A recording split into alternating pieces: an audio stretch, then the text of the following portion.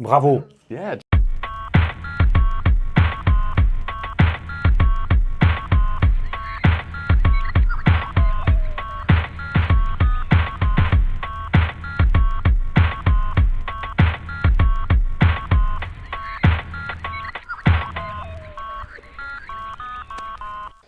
Welcome to Bartender at Large. I'm your host, Erick Castro, and as usual, we're joined by some of the biggest names in the industry. With me today, my dear friend and business partner, Chris Patino.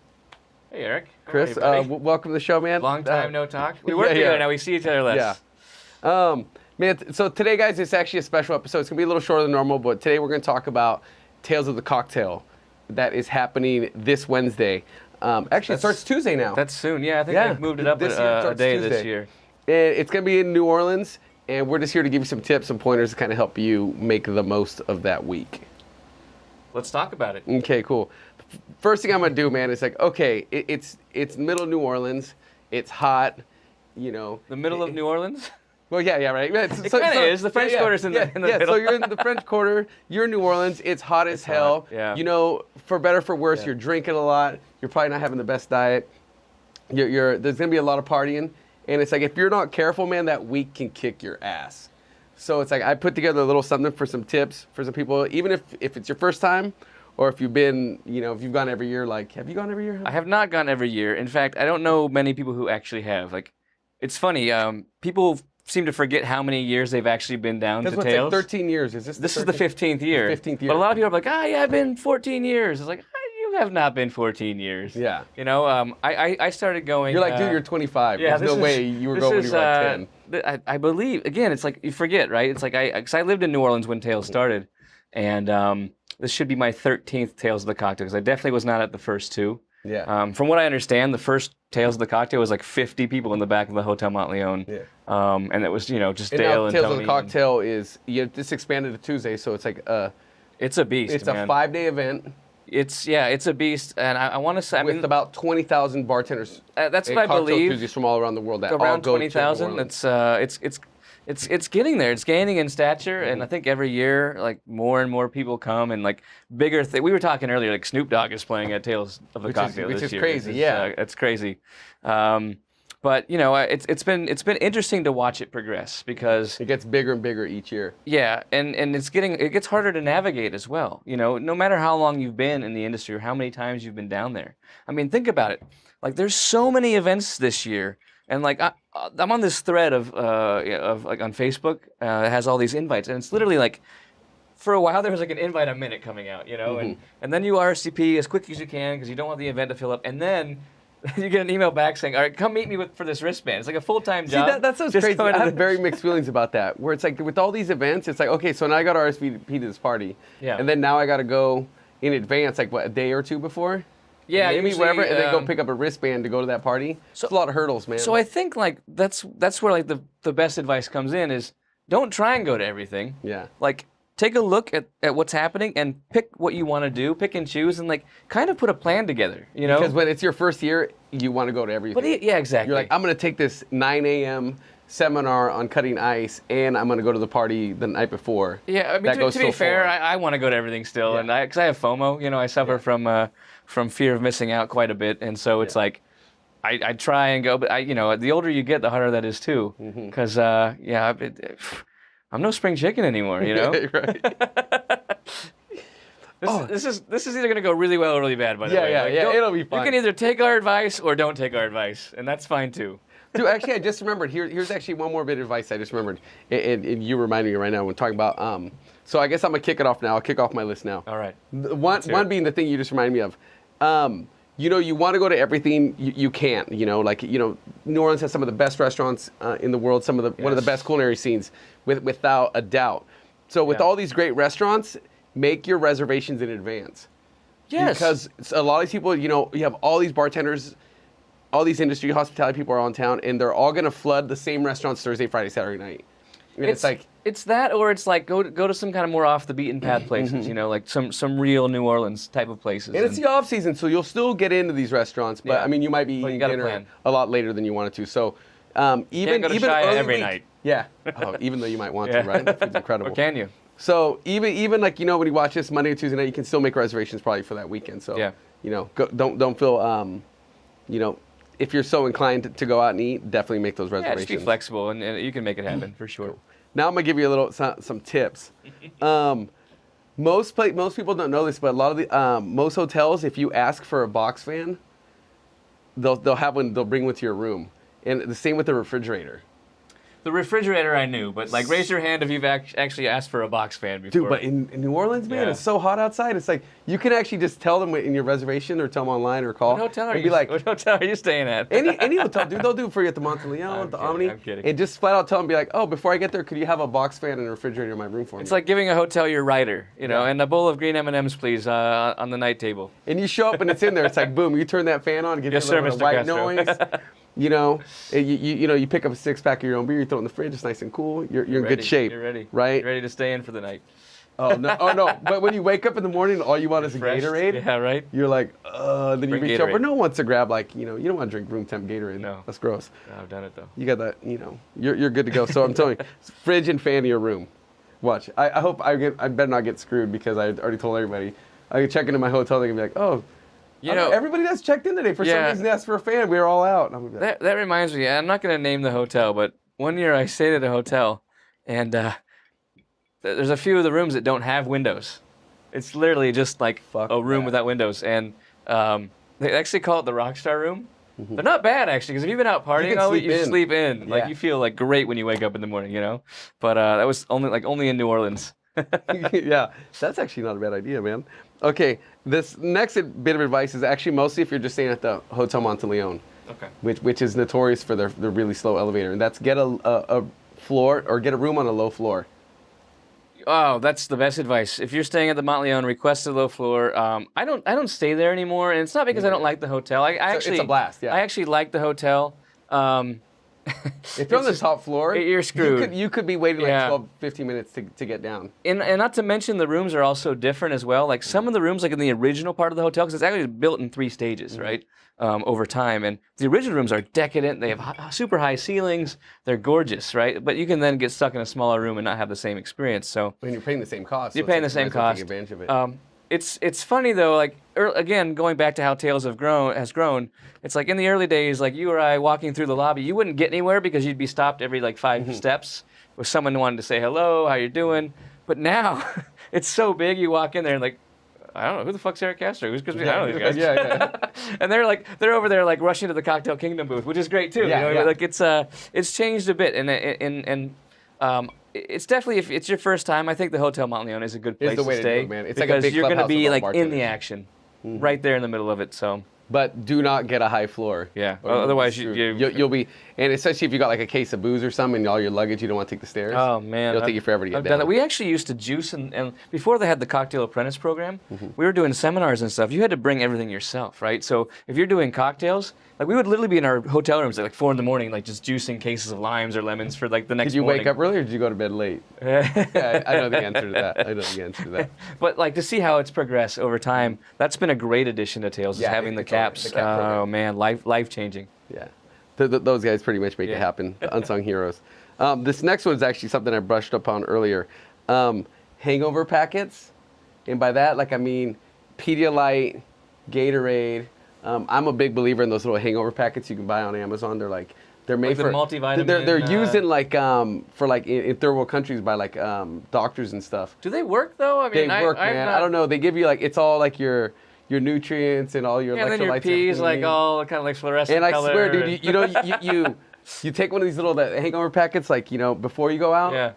And then in the morning, and you're like tip top. You'll still feel tired. All right, we'll bring some this year. I'll give it a go. You'll still feel tired. I'll give it a go. But other people, I know other people who swear by Pedialyte or get Gatorade. Pedialyte And- seems to be like a Las Vegas thing, actually. Yeah. That's where And I that's where the first fridge found out comes about in, it. man. You got your fridge stocked with some Pedialyte. You open it up, you pour a little tequila in it, man. Hey, all right. Hair of the dog, you're Hey, all right. you're unstoppable. Whew, I'm already getting like hungover just thinking about it. It's nuts, man. The other one, this else we have is there? one that everybody seems to miss. Bring extra clothes. Oh If my you're God, in yes. fucking New Orleans in July for 5 days and you bring 5 pairs of clothes, you're gonna hate your life. You know, you go out, you'll be sweating. Oh, You'll be man. sweating profusely. One time I was there, I showered and changed 3 times. I don't do laundry or have laundry done at hotels often, but Yeah. in New Orleans, probably more than anywhere else. And it's like you can never have too much. In fact, there's been a couple of years where I had to like go to the Canal Mall basically and then buy either extra underwear or like socks. I did laundry there once. I actually took like a whole Just did it yourself? When I see a brand ambassador, because I wasn't coming from home, I was going from like On the road, You know, I was on the road, so I was living in San Francisco at the time, and I was like left San Francisco. I'd been gone from San Francisco for like a week and a half, and I was in Chicago, and I went to Portland, and then New York, and then from there I showed up in New Orleans. It was just like, man. dude, here's like 2 suitcases of clothes. I'll see you guys in a few hours. It's funny though, because even when I lived there, we would actually still get a hotel room like at the Montleone or wherever, and still do it that way, you know, just to feel like you're just a part of that energy. But yeah, to the point of like running home to get a change of clothes or. So if you're gonna be there for 4 days, you know, bring 12 pairs of socks, or you know, at least 50 10 pairs of underwear, underwear. tons of underwear, t-shirts, everything that you think you're gonna need, and then double it because. I mean, you were telling me though, you can just turn them inside out, right? Yeah, flip them inside out, man. Socks and undies. You know, I don't know about rubbers, but you know, we're married, so we don't really care about that. That's a good tip, though. Dude, this is another one, man. If you're gonna want, you know, because you're gonna be eating. I'm there from Monday to Monday, so I'm there for like 8 days, really. Yeah. And it's like, you know, if you're eating fried chicken and po' boys and drinking Avitas every meal, man, you're gonna die. Yeah. You're just not gonna. You're just gonna be tired and exhausted. So you know, if you have like Amazon Fresh, or you know, there's also a local grocery store that does delivery there. Really? Oh, like the Rouse's actually, or something. Yeah. Yeah. Call them up and be like, hey, I want like a bundle of bananas, some granola bars, you know, 4 gallons of water, and order whatever. You know, when I always take a trip all to sent to your the hotel grocery room. Yeah. Yeah, You just can do a go pick it quick- up if you want. Do Yeah. a quick trip over. I mean, there's even a Rouse's in the CBD there. There's one in the French Quarter. Yeah, people forget about that, or they think they're going to do it, and it's like, And they oh never shit, do. now I'm hungover and I'm not going to do it, you know? Yeah. And so it's just like, and tying in with that idea with the fridge, you know, you got yourself, you got your yogurts in there, Yeah. you got the banana, peaches, whatever the hell you want to eat, and it's just like, no matter what, when you wake up in the morning, you got a little something to Totally, kind and, of give you some and nutrients. bring some for us too, Yeah, you know what I right? mean? No, And there's something golden about it. It's like, you know, you wake up and you feel a little bit better. you feel like kind of like you've accomplished something already, you know? Yeah. Like, oh, yeah, I'm good, yeah. Yeah, I'm good for the All day. of a sudden. Now let's just piss away the rest of the day. There's nothing worse than a delayed hangover, though. Mhm. You know, one that starts about like 1 o'clock, 2. You ever had that? Well, it won't kick in until you stop drinking. So as long as you keep going, you're only making it worse. You know? Jeez, man. It's delaying the inevitable. No, but I think that's, you know, this is the point where we should say something about responsibility. Yeah. And it is really hot there. You do have to easy be to get careful. dehydrated. It's easy to get dehydrated. Make sure that you're eating right. Make sure that you're drinking lots of fluids. You know, you take these things for granted because it's like, you know, we're all in the industry, right? But trust me, man, I've seen plenty of like fallen soldiers on Bourbon Street. You know, people that have been bartending for years and years and years and have high tolerance and seem to know their respective boundaries. It just happens. It's like going to Denver, you know, or going up in the mountains and Yeah, you with forget the like high that elevation, you altitude. don't It's kind of realize like it. it's kind of like that effect with the heat, you know.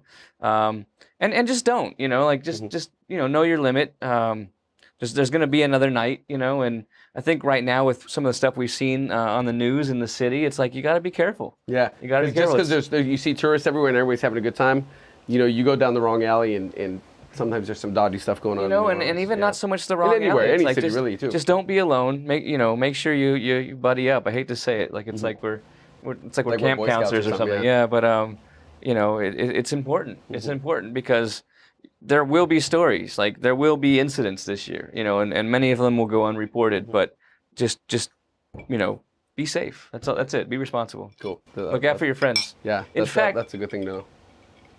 In fact, now I'm not going to get on the pedestal, but it's like I've already decided there's a few nights this year that I'm not drinking. You know what I mean? And Yeah. and I'm Well, almost. dude, when you're there for 8 days, you can't. you don't I mean, have if you're to. trying to go big every night. You don't have you're to. Gone, It's like man. I would rather dedicate some of my time to making sure my friends are safe. Yeah. You know, and if we all kind of like look after each other like that, I think we'll be in a good spot. So, sorry to bring the tone down a little bit. But that's important to know. It's like, you know, you can't, if you try to be the rock star every single night, you can get away with it if you're there for like 2 or 3 days. But if you're come there, in and out, thank you. you know, you can go and you can rage and stuff, and you're young, and you know, if you're like in your 20s, you know, by all means, still make good decisions, be responsible. But you know, you can rage, but it's like if you're in that heat and you're there for like 3 days or more, like you got to make sure you're practicing some of these tips that we're telling you. And totally. And look, and most everyone is part of a community. We're all in the industry together. The best advice, we all have jobs, hopefully, that we like. The best advice ever came from a friend of mine who's my former boss, Steve Chasen. Nobody gets promoted at Tails. That's what he would sit down and tell us that. And this is when like Simon Ford was on a team and Jamie Gordon's still there, obviously. But like we would kind of come in and that would be like the powwow, the pep rally would be like, remember guys, no one gets promoted at Tails. And it's like, you're right, man. You're right. Like you are on the kind of the biggest stage that our industry has. Like remember that, and be respectful and be mindful of that. That's actually gonna take us to our next one. Perfect segue. Actually, I'm gonna have one more to finish up. One more tip about Tails, and that's don't work the same day you get back. This is actually for once you get home. If you can, yeah. If you're one of these people who thinks like, oh man, like I'm flying home. My flight gets me home by 4 o'clock, and I'm gonna work a 6 o'clock shift. There's several reasons why you don't want to do that. Gives me the chills, actually. Yeah, that's a terrible idea. I've tried to do that once, and it was one of the dumbest things I've ever done. First off, you're not gonna be in top form. You're gonna be tired. You're not gonna be like in the mood necessarily to go be providing great service. You're gonna be half-assed no matter what, right? But you're gonna have some great stories. Yeah, you have some good stories, and you can brag about it like, oh yeah, I worked the same shift back the same night I got back. But the more important reason actually is that's the weather in July in New Orleans can be very unpredictable. So it's like you think your flight gets you home at 4, and guess what? You get to the airport and you're like, your flight's 3 hours late. I mean, half the time I've flown out of New Orleans, my flight's been delayed. So it's like you don't want to be that guy that calls your boss or calls your coworkers, the last day of Tails, being like, hey guys, I know I'm scheduled to work at 6 o'clock, but I'm not gonna be able to make it back because I'm stuck in New Orleans. I used to love it, and they're gonna be like, fuck. Or the people who would fly out on the red eye. Yeah. Go to Bartender's breakfast, which by the way, it's not. This is just. You're gonna be okay. Sad personal note. A rant no, it's not a rant. It's not a rant because I think it's it is what it is, and it's time for change. But it's like that is I think one thing. This is my first year not being with a brand. Like not working for Pernod Ricard, putting on giant events, and we're taking a different approach this year. But it's like this would have been the 10th anniversary of Bartender's Breakfast. Yeah. And I wish it could have made it just that one more year as such. They ended it? It's the Jameson party now. Okay. I think they call it the Irish Goodbye, which it's going to be a great party. Don't get me wrong. Like I know that team. They're going to they do fantastic things. It's going to be amazing. But it's like just personally, and I think maybe if you ask Simon too, 10 years would have been great. A nice kind of send off for it, because I think it was the best party at Tails. That's so weird that they killed it. It's that time slot really lends itself to a good party.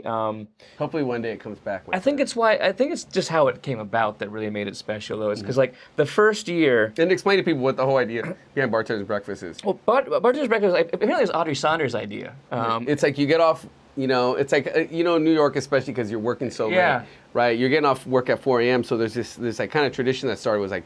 You get off work really late, you and maybe your barback and another bartender, you're off, you're like, shit, okay, it's like 6 in the morning, I'm hungry.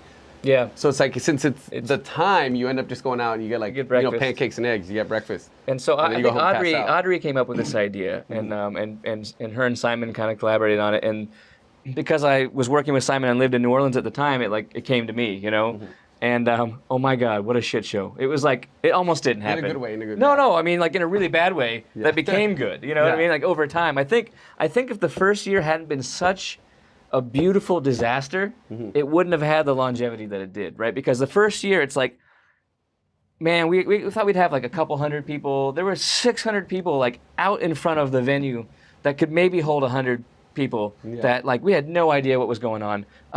Little things fell through the cracks. It's like, oh, we need ice. Yeah. You know what I mean? The air conditioning went out. The air conditioning went out at the venue inside.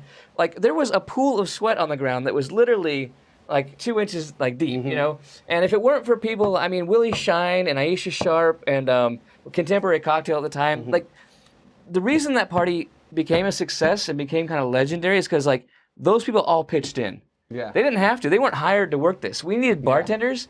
Last minute, people were like, I'll step in. It's like the community bound together, and I think that's what was like, you know what? We have to do this again. We have to do this again. And so for me, that's why. But I Well, hopefully it comes back, right? like I said, it's time for change, anyways, Yeah. right? And so I think. But I just love the idea of like it was nice. It's because people being like, you've been out all night, a bunch of people, and it's like you show up to this party and it starts at what, like 2 a.m. It was just a send off. No, It started starts at midnight. late. Yeah, It starts at midnight, and you show up and there's like it was egg just a good sandwiches, send off, and everyone was biscuits. there, and always had like a good like rotating cast of bartenders. It's kind of like a curated list. It kind of set the tone for the events that would have like invite bartenders from around the world to kind of take a station or a booth and represent their bar. So anyway, just a bit bummed, but it's still gonna be good, and I have high hopes. So. Okay, cool. Now the other thing, the last thing I was gonna say, the last bit before we leave is you brushed on it earlier, and that's like, I remember a good friend of mine, John Sander, who owns Prize Fighter up in the Bay Area. He told me he's like you in this industry you're always being interviewed. Oh yeah.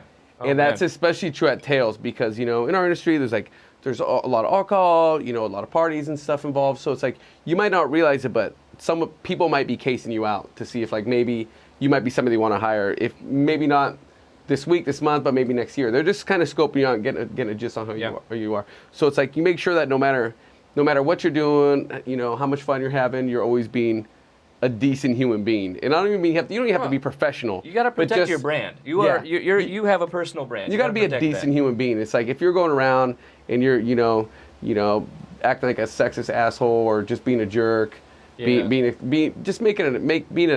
ass out of yourself. What's going to happen is people are going to see that, and then at an event like this, it's going to spread. You're 100% right, Eric. And like in all my years like running brand education and the ambassador program. Yeah, and you used to manage 100 brand ambassadors? I was always interviewing. Yeah. You know what I mean? I was always interviewing because I had the role of like I had to be an ambassador myself. And then go out and find people to recruit and bring into the team, and like it was, it's a full-time job. It literally was. Yeah, but Tails is a great place to do that because so many people are there, and I can't speak highly enough to what you just said. Is that like be your own brand, be professional, like be who you want to be, or how you want to be seen, act that way because that's what's going to happen. Because I've been at some of these events before, and somebody just like I remember one person started cutting in line in front of these people, being a complete asshole, and it's just like, oh man, everyone like, do you know who I am? That mentality. Yeah, do you know who I am? It's like no one knows. Like we're all in this together, man. We're all somebody, And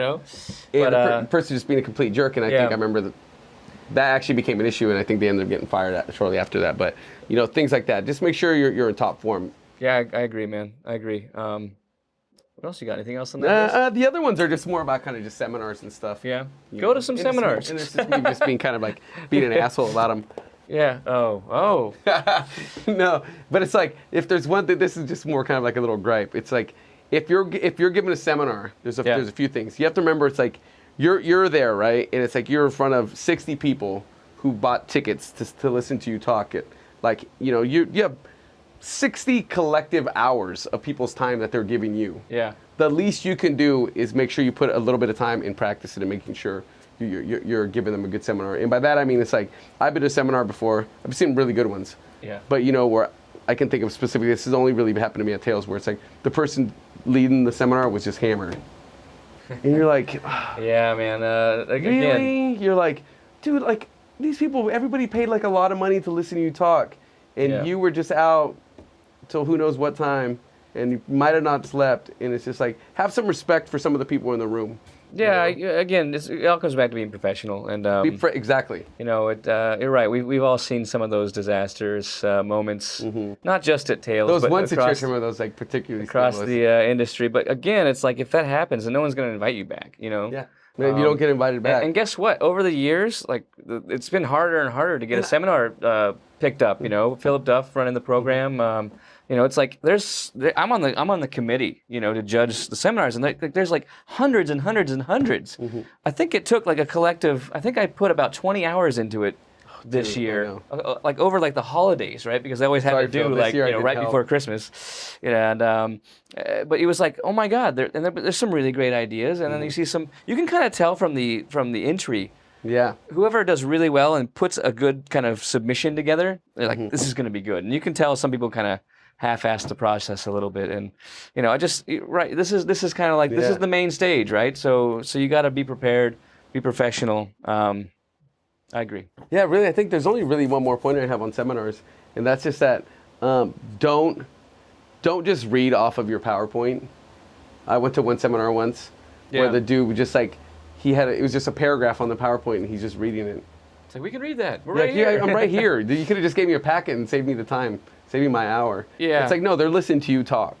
And they're listening to you, like, I mean, you watch, there's a lot of people. You mentioned Philip Duff, who's like incredible at presentations. You know, I've been to some really good presentations where you walk out of there either inspired or you learn a whole bunch, and it's just like, that's what you should aspire to. I think it also comes to like knowing your strengths and knowing your role and picking a topic that you can speak to, or that you have, even if it's something that interests you highly. I've always told people, and this is my philosophy, is like, if it's a topic you're interested in, don't try and be an expert.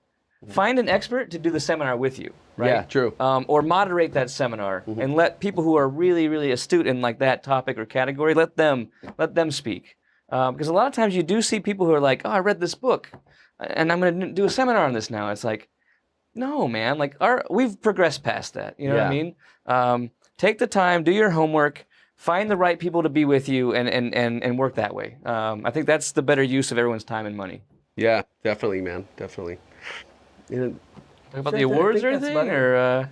Oh man, what do you want to talk about? You want to talk about some of the awards? No, I'm just asking. No, see, because if we start talking about some of the awards, I'm gonna get really opinionated. Yeah. And then I'm gonna honestly, hurt some of my friends' feelings. I only brought it up because Naren Young wrote an article today, or it went out today, and I haven't read it yet because I don't read Naren shit. But no, I'm kidding. Sorry. Love Naren. And I want to read it. It was on my way over here. I saw this thing pop up, and it was kind of about the importance of awards. And it wasn't like it was more of a pro and con piece. It was more of like a discussion starter. So I want to read it. So I was hoping you had, so we could. No, I haven't had a chance to read it yet. But you know, it's become a more prevalent part of our industry. Yeah, it's weird. And a lot of people have put more emphasis into winning awards. And look, man, I'm guilty of it. You know what I mean? I've lost almost as much as Jamie Gordon, and. Yeah, that says who I love, right? by the way. Yeah. I know, I've lost a bunch. No, or I guess there are others who have lost, you know. But and Jamie's gonna hate that I said that though, but I love you, brother. Yeah, you can't be mad. It's like when I think about my first sales I went to. We lost 4 times. We were nominated for 4 things and lost all 4. Yeah. And it's like you got to take it with a grain of salt. You know, you're just happy to be there. You do, and it's like don't let that be the end all be all, right? If you start going down that path, you'll be miserable, man. You'll be miserable. You know, it's like the unsung heroes in our industry are the people that I have the most respect for. You know, the people that put their head down and work regardless, and they curate whatever experience they're trying to curate. They have their own persona and brand that they are themselves truly. And I can think of several people that fit that kind of that stereotype. You know, be that person. You know, be that person. Don't get caught up in the awards. They're great to have. It's actually here's a couple pointers. Here's something for people. It's like if you win, if you're lucky enough to win, God bless you. That's awesome, cool, right? You won an award.